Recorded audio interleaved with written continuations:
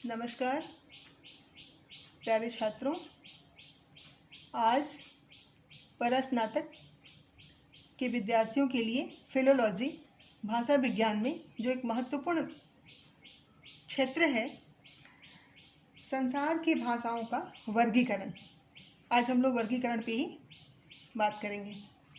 तो भाषाओं का वर्गीकरण यह एक महत्वपूर्ण विषय है भाषा विज्ञान का, क्योंकि हम सबके मन में यह जानने की इच्छा होती है कि विश्व में कितनी प्रकार की भाषाएं उपयोग में आती हैं। तो विश्व में जितनी जातियां हैं उतनी ही भाषाएं, और अन्य विषयों की भांति ही हमारे मन में संसार की भाषाओं के ज्ञान, उनकी संख्या का ज्ञान, उनका परस्पर संबंध पर विचार करने का मन होता है। बहुत सारे प्रश्न उभरते हैं, लेकिन इन प्रश्नों का उत्तर हमें नहीं मिल पाता। इसलिए नहीं मिल पाता कि भाषाओं के वर्गीकरण द्वारा जो भी संख्या प्राप्त होती है, चूँकि बहुत सारे भाषा वैज्ञानिकों ने इस पर बहुत शोध किए, लेकिन अनुमानित संख्या ही अभी तक सामने आई, कोई निश्चयात्मक संख्या नहीं आई। और यह बताना असंभव भी है कि संसार में कितने प्रकार की भाषाओं का प्रयोग होता है। तो अब प्रश्न जो हमारे मन में है उसका उत्तर वर्गीकरण के द्वारा ही प्राप्त हो सकता है। वर्गीकरण द्वारा हमें भाषा के वैज्ञानिक अध्ययन की सुविधा भी प्राप्त होती है। यद्यपि संसार की समस्त जीवंत भाषाओं का आज तक न तो भाषा वैज्ञानिक अध्ययन हो पाया और न ही आगे होने की संभावना दिखाई दे रही है। एक पद्धति है तुलनात्मक पद्धति। अब इसी पद्धति से यदि हम विवेचन करें, कैसे करेंगे पद्धति से विवेचन? तो तुलना कर सकते हैं कि कौन कौन सी भाषाएं एक दूसरे के समान हैं और कौन कौन सी उनसे भिन्न हैं। इस ज्ञान के आधार पर समानता के तत्व से युक्त जो भाषा है उसे एक वर्ग में, और जो असमानता से युक्त है उसे दूसरे समूह में रखेंगे। तो समानता के आधार पर भाषाओं को विभिन्न वर्गों में विभाजित करने की प्रणाली को भाषाओं का वर्गीकरण कहा जाता है। यही आधार है। और वर्गीकरण का एक आधार यह भी कई लोगों ने करने का प्रयास किया कि धर्म, जाति, देश, महाद्वीप, इस आधार पर भाषाओं का वर्गीकरण करने का प्रारंभ में प्रयास हुआ, पर यह विभाजन भी वैज्ञानिक नहीं था। अंततः भाषा की प्रकृति की समानता असमानता को वर्गीकरण का आधार बनाया गया। भाषाओं में मिलने वाली समानताएं भी मुख्यतः दो प्रकार की हैं। पहली समानता बाह्य संरचनात्मक और दूसरी आंतरिक अथवा जो प्रकृति प्रधान है। तो जब भाषाओं को उनकी आकृति अर्थात जो बाह्य समानता के आधार पे अलग वर्गों में वर्गीकृत किया गया, तब उसे आकृति मूलक वर्गीकरण कहा गया। और जब भाषाओं को उनकी आंतरिक संरचना के आधार पे समूहों में बांटा गया, तो इस वर्गीकरण को पारिवारिक या ऐतिहासिक वर्गीकरण का नाम दिया गया। तो जिन भाषाओं को मतलब इस आधार पे बांटा गया जिनका ऐतिहासिक संबंध था, तो इन्हें ऐतिहासिक वर्गीकरण में रखा गया। कुछ भाषा वैज्ञानिक देश जैसे भारतीय, रूसी, जापानी भाषाएं धर्म के आधार पे हिंदू, ईसाई, मुसलमानी, महाद्वीप के आधार पे यूरोपीय, एशियाई, अमेरिकी, अफ्रीकी, काल युग के आधार पे भी प्राचीन काल की, प्रागैतिहासिक, युगीन, मध्ययुगीन भाषाएं आदि बहुत तरह से वर्गीकृत करने का प्रयास किया गया। किंतु ऐसे वर्गीकरणों से भाषा की विशेषताओं का कोई बोध नहीं होता। और यही नहीं, एक देश की भाषा दूसरे देश में भी तो प्रयुक्त होती है, और एक धर्म के भाषा का व्यवहार दूसरे धर्म के लोग भी करते हैं। यही स्थिति महाद्वीप का भी है। एक महाद्वीप में एक से अधिक भाषाओं के व्यवहार वाले लोग रहते हैं और व्यवहार भी करते हैं। एक भौगोलिक परिक्षेत्र में दूसरे परिक्षेत्र की भाषाएं भी बोली जा सकती हैं। तो अब यह वर्गीकरण क्या व्यवहारिक है या वैज्ञानिक है? नहीं, इस तरह का वर्गीकरण व्यवहारिक नहीं है। तब संसार की भाषाओं का वर्गीकरण दो आधार पे, एक आकृति मूलक वर्गीकरण और एक पारिवारिक वर्गीकरण। तो यहाँ पे हम पारिवारिक वर्गीकरण पे तो बाद में विचार करेंगे, पहले आकृति मूलक वर्गीकरण पे विचार करते हैं। नेक्स्ट स्लाइड में एक श्लोक के माध्यम से मैंने इसे दिखाया है। देखिए कि भाषाओं का आकृति मूलक वर्गीकरण। इस श्लोक का हम जब आपको अर्थ बताएंगे तो बहुत ही आपको आसान लगेगा। आकृति मूलक वर्गीकरण क्या है? परिवार आकृतेर्भिन्ना विश्वभाषा द्विधा मता द्विधा च आकृति मूलास्ता योग अयोग प्रभेदतः अयोगो भेद एकस्तु त्रिधा योगात्मको मतः श्लिष्ट अश्लिष्ट प्रश्लिष्टश्च प्रकृति प्रत्ययात्मका।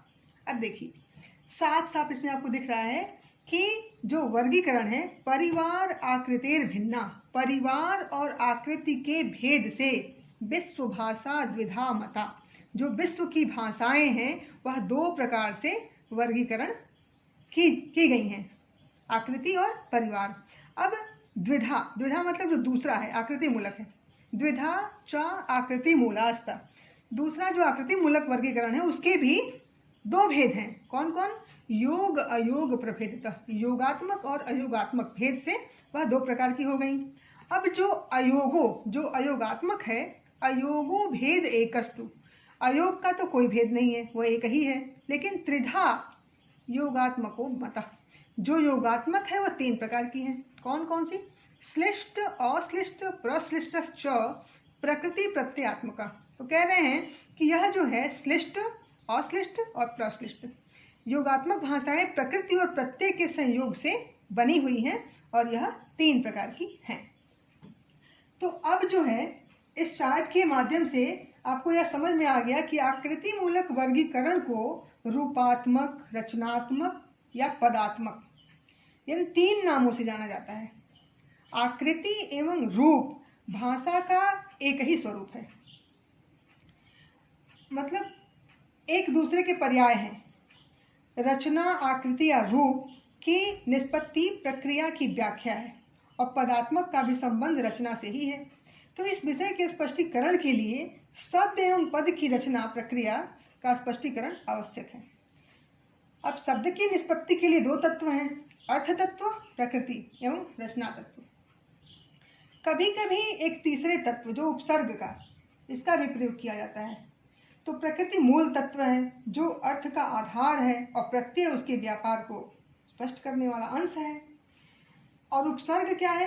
प्रकृति प्रत्यय के योग से उत्पन्न जो शब्दार्थ का द्योतक, उसका जो रूपांतरक होता है। अधिकतर शब्दों में मतलब अधिकतर शब्दों की जो निष्पत्ति है, इन तीनों की उपस्थिति उसमें अपरिहार्य होती है। कैसे?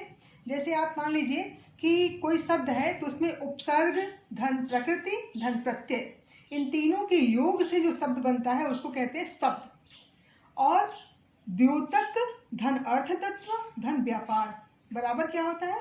रचना तत्व। उदाहरण से आपको समझ में आ जाएगा। जैसे मान लीजिए कि उदाहरण है बिहार, शब्द है बिहार। अब बिहार में बी क्या है? उपसर्ग है। हमने पहले बताया शब्द कैसे बनता है, उपसर्ग धन प्रकृति धन प्रत्यय। तो इसमें देखिए बिहार में वी उपसर्ग है, उपसर्ग धन प्रकृति री है और प्रत्यय घ है। अब घ में तीन अवयव हैं, घ है, अ है और य है। तो मुख्य प्रत्यय तो अ ही है, वही शेष बचता है, किंतु उसके आगे पीछे जो अनुबंध है घ और य, तो पाणिनि के प्रत्याहारों में अनुबंध विशेष कार्य के लिए लगे होते हैं। जैसे घ प्रत्यय में घ का उपयोग है आदि स्वर की वृद्धि करना। घ का उपयोग क्या है? आदि स्वर की वृद्धि करना। और आदि स्वर क्या है इन शब्द में? जैसे बिहार है तो ह्री, ह्री का वृद्धि, आर वृद्धि, ठीक है। तो जैसे घ प्रत्यय में अय का उपयोग समझ गए आप कि वृद्धि करना होता है। तो जिस जिस प्रत्यय में य होता है उसकी आदि स्वर की वृद्धि हो जाती है। और वृद्धि के नियमानुसार क्या होता है? अ का आ हो जाएगा, ई का ए हो जाएगा, उ का औ हो जाएगा, री का आर हो जाएगा। तो इस प्रकार जैसे कि बिहार, बिहार में ह्री का आर हुआ तो बिहार हो गया। जैसे संहार शब्द है तो सम उपसर्ग है, इसमें भी ह्री प्रकृति है और घ प्रत्यय है, तो शब्द बन गया संहार, तो री का हार हो गया। ऐसे ही उपहार है, उप उपसर्ग है, ह्री प्रकृति है और घ प्रत्यय है, तो इसमें भी आर वृद्धि हो गया, यह बन गया उपहार। तो जितने भी उदाहरण हैं प्रकृति एवं प्रत्यय का अंतर तथा संयोग का रूप इसमें स्पष्ट हो जाता है। उपसर्ग के भेद द्वारा शब्द के अर्थ को कैसे अंतर मतलब इसमें आ सकता है, इसे अब दूसरे उदाहरण में देखिए, जैसे प्रचार, संचार, विचार, आचार, उपचार, ये सारे शब्द, इसमें घय की आर वृद्धि हुई है। तो सभी उदाहरणों से एक ही शब्द जो चार या हार भिन्न भिन्न उपसर्ग के संयोग से भिन्न भिन्न अर्थ देने लगते हैं। इसी कारण उपसर्ग को अर्थ का द्योतक कहते हैं, अर्थात शब्द में निहित अर्थ को प्रकाशित कर देता है यह। अब हम इसको, जो हमारा अगला वो है स्लाइड है, उसमें आपको हम दिखा रहे हैं चार्ट कि किस प्रकार से आकृति मूलक वर्गीकरण को इस चार्ट के माध्यम से समझा जा सकता है। जैसे मान लीजिए आकृति मूलक वर्गीकरण, भाषा के दो विभाग हो गए, अयोगात्मक, योगात्मक। अब अयोगात्मक जो है, अयोगात्मक में देखिए, अयोगात्मक का एक ही भेद है और योगात्मक के 3 भेद हैं। अयोगात्मक में चीनी, तिब्बती ये भाषाएं आती हैं, ठीक है। अयोगात्मक को एकाक्षर या निरवयव भी कहते हैं, क्योंकि इस वर्ग की प्रमुख भाषा चीनी एक शब्द एक अक्षर का होता है। और अयोगात्मकता से तात्पर्य है योग विहीन। योग विहीन मतलब जिसके रचना तत्वों में कोई विभक्ति न हो, ठीक है। तो प्रश्न उठता है कि इसका अर्थ किस प्रकार द्योतित होता है। तो इसका सीधा सा उत्तर है कि इस प्रकार की भाषाओं के वाक्यों में संज्ञा, सर्वनाम, विशेषण, कर्म, क्रिया कोई स्थान इसका नियत नहीं होता है। इस मतलब कि उस स्थान विशेष में प्रयुक्त हो करके ये कोई भी शब्द जो है संज्ञा, क्रिया या विशेषण का अर्थ दे देता है। तो यहाँ 2 बातें स्पष्ट हो गई। एक वर्ग की भाषाओं में प्रकृति प्रत्यय जैसी कोई चीज नहीं होती और न शब्द का रूप बदलता है। प्रत्येक शब्द की स्वतंत्र सत्ता होती है। वाक्य में प्रयुक्त होने पर वह सत्ता ज्यों का त्यों बरकरार रहती है। और दूसरा, इस वर्ग की भाषाओं में शब्दों का व्यवहारिक विभाजन नहीं होता, अर्थात संज्ञा, सर्वनाम, विशेषण, क्रिया आदि कोटियां नहीं होती। एक ही शब्द वाक्य में स्थान भेद से संज्ञा, सर्वनाम, क्रिया, विशेषण कुछ भी हो सकता है, अर्थात इस भाषा में शब्द का महत्व अधिक होता है। जैसे देख लीजिए, उदाहरण देख लीजिए, सांप मेढक खाता है, ठीक है, और इसी को उलट दीजिए, मेढक सांप खाता है। इन दोनों वाक्यों में शब्द में कोई अंतर नहीं है, केवल स्थान बदल दिया गया है। पहले वाक्य में सांप कर्ता, मेढक कर्म है, किंतु दूसरे वाक्य में स्थान बदल जाने से मेढक कर्ता और सांप कर्म हो गया है। तो कर्ता एवं कर्म में भेदक का कोई चिन्ह शब्द के साथ लगा नहीं है, इसलिए स्थान परिवर्तन के परिणाम स्वरूप अर्थ भी बदल गया। किंतु संस्कृत में इस संदेह का अवकाश नहीं रहता, क्योंकि उसमें विभक्तियां पदों के साथ स्पष्टतः दिखाई पड़ती हैं। जैसे उसका उदाहरण यदि होगा तो यह हो जाएगा, इसी को उदाहरण बदल दीजिए, यदि इसी को संस्कृत भाषा में कर दीजिए, सर्पः दर्दुरम खादति, ठीक है, और इसको अगर स्थान बदलें, दुर्दरम सर्पः खादति, खादति सर्पः दर्दुरम।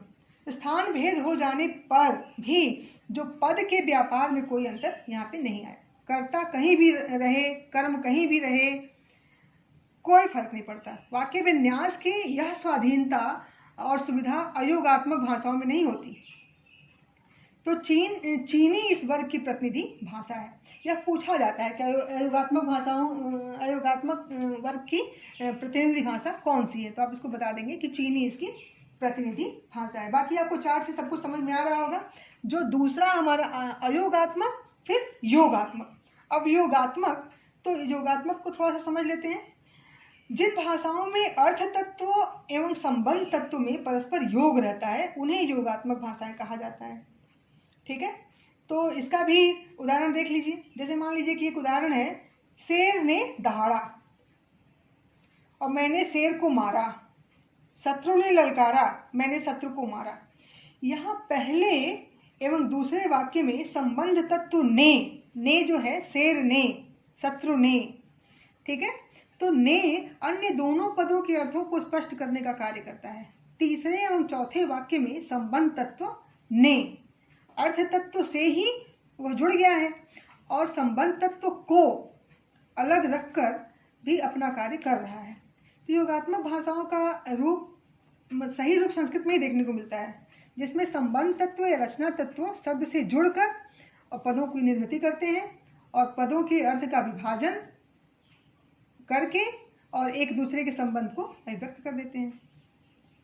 तो योगात्मक भाषाओं में योग की प्रकृति के आधार पर 3 वर्गों में इसको है, जो नीचे हमने दिखाया है, अश्लिष्ट योगात्मक, श्लिष्ट योगात्मक और प्रश्लिष्ट योगात्मक। तो अश्लिष्ट योगात्मक जो है, अश्लिष्ट योगात्मक भाषाएं उन भाषाओं को कहते हैं जिनमें परस्पर संबंध तत्व एवं अर्थ तत्व में कोई मेल मिलाप नहीं होता। तात्पर्य यह है कि अर्थ तत्व और संबंध तत्व या रचना तत्व का योग होने पर भी दोनों का अस्तित्व अलग अलग स्पष्ट दिखाई देता है।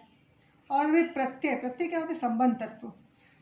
प्रत्यय ही व्याकरणिक संबंध को सूचित कर देते हैं।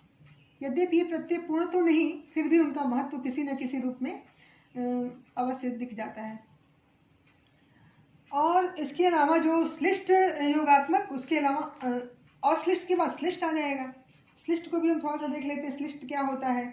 तो अश्लिष्ट या प्रत्यय प्रधान भाषाओं में रचना तत्व अर्थ तत्व से जुड़कर अपना स्वतंत्र एवं पृथक अस्तित्व बनाए रखता है। साथ ही रचना तत्व के योग से अर्थ तत्व में कोई विकार भी नहीं होता। अर्थ तत्व एवं रचना तत्व की यह स्पष्टता ही वह अश्लिष्ट है, जिसे रचना तत्व प्रधान कहा गया है। अब इसके विपरीत जब अर्थ तत्व से रचना तत्व इस प्रकार जुड़े कि अर्थ तत्व में कुछ परिवर्तन मतलब विकार हो जाए, उसमें कुछ विकार आ जाए, परंतु दोनों अर्थात अर्थ तत्व और रचना तत्व के भेद सर्वथा लुप्त न हो, इस स्थिति को श्लिष्ट कहा जाता है। और श्लिष्ट के बाद एक बच गया हमारा प्रश्लिष्ट। तो प्रश्लिष्ट योगात्मक वह है जिसमें रचना तत्व अर्थ तत्व से इस प्रकार चिपक जाए। श्लिष्ट का मतलब चिपकना, एक दूसरे को पहचानना मतलब दुष्कर कार्य हो जाए। वस्तुतः इस वर्ग की भाषाओं में अनेक अर्थ तत्वों को थोड़ा थोड़ा अंश काट कर एक शब्द बन जाता है, जो पूरे वाक्य का अर्थ देने लगता है। इसलिए ऐसी भाषाओं को समास प्रधान भी कहा जाता है, क्योंकि समास के द्वारा एक से अधिक शब्द आपस में जुड़कर एक नया शब्द का निर्माण कर लेते हैं, जो संस्कृत में जो है इसका ज़्यादा प्रयोग होता है। इस प्रकार आकृति मूलक वर्गीकरण जो एक महत्वपूर्ण विषय है, इसमें हमने आज चर्चा की। वैसे तो समय के साथ साथ आकृति मूलक वर्गीकरण का भी मतलब इसका भी बहुत उपयोग अब नहीं रह गया है। आकृति मूलक वर्गीकरण भी अब इसकी उपयोगिता भाषा वैज्ञानिकों की मत है कि भाषाओं के वर्गीकरण में इस आधार से सहायता कुछ अवश्य मिलती है, पर पूर्णतः नहीं। जहाँ तक इस सिद्धांत की तात्विकता एवं वैज्ञानिकता का सवाल है, तो वह भी प्रभावशाली नहीं है, क्योंकि भाषा के अध्ययन में अब इस पर विशेष ध्यान नहीं दिया जाता। इस सिद्धांत में भी कुछ कमियां दृष्टिगोचर होती हैं, जिसको हम अगले वीडियो में प्रयास करेंगे बताने के लिए। तो आज के लिए इतना ही। धन्यवाद।